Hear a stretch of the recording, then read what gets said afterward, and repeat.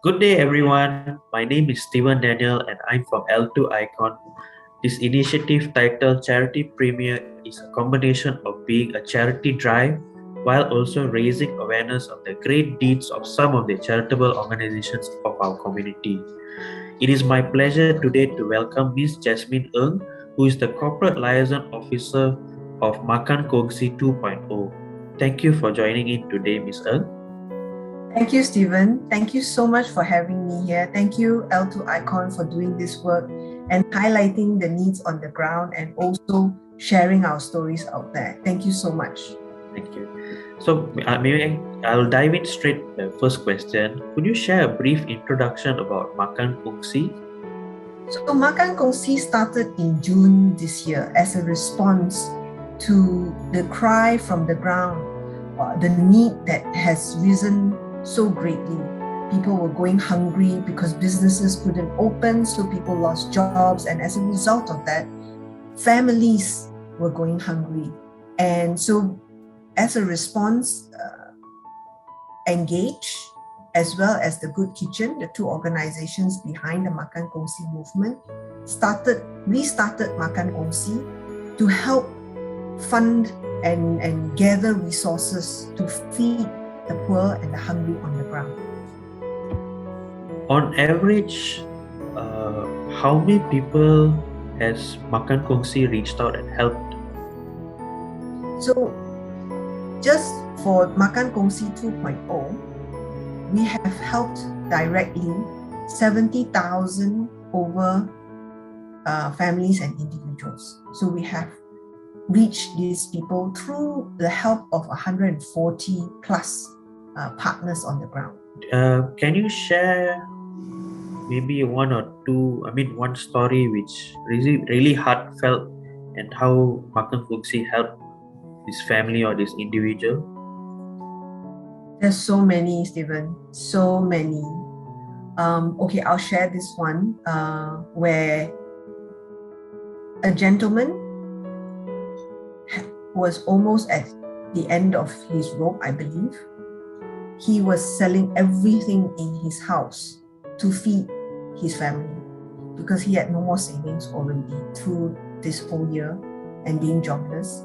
So he was down to selling his cylinder gas. And as an Asian home, you know that your gas cylinder, especially when you don't even have money for electric bill, is the thing that's going to boil your water even at the simplest thing, right?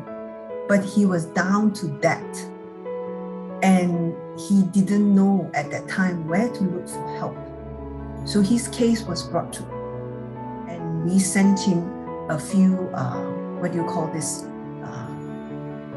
we sent him 2 weeks worth of provision, and his family finally got to eat.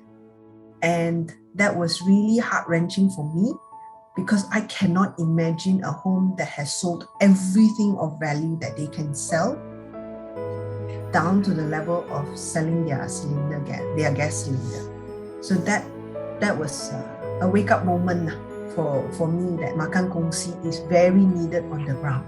Wow, I'm glad you guys helped out that family. And how much do you need to run your operations effectively?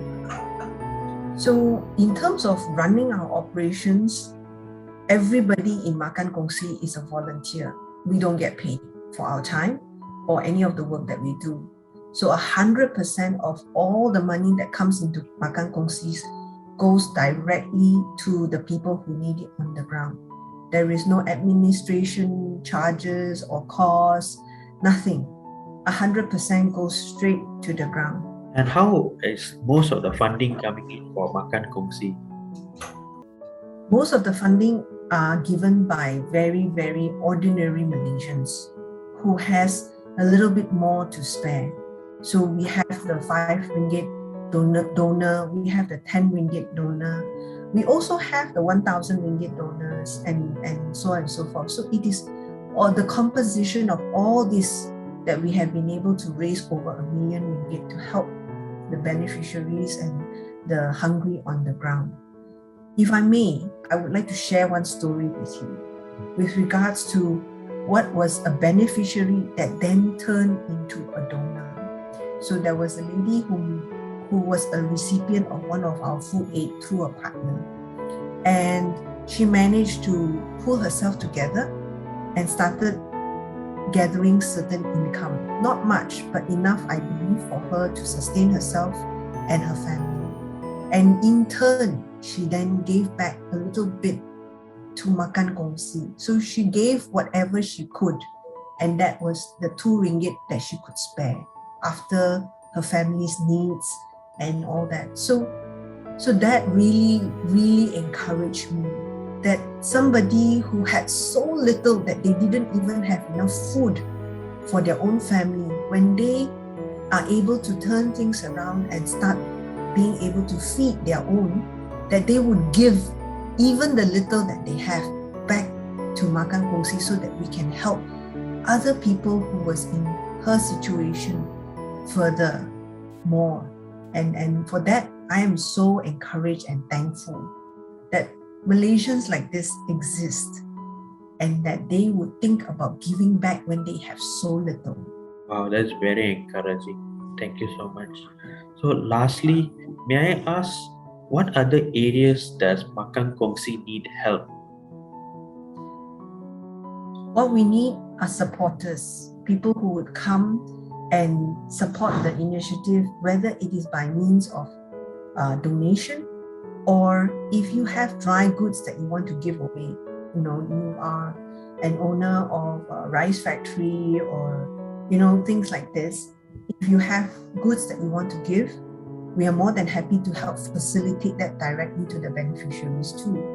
And of course, apart from this, the other thing that we also need a lot of help with is the spreading of Makan Kongsi's work, so that others may come to know about it and also support the work that we do for the needy on the ground.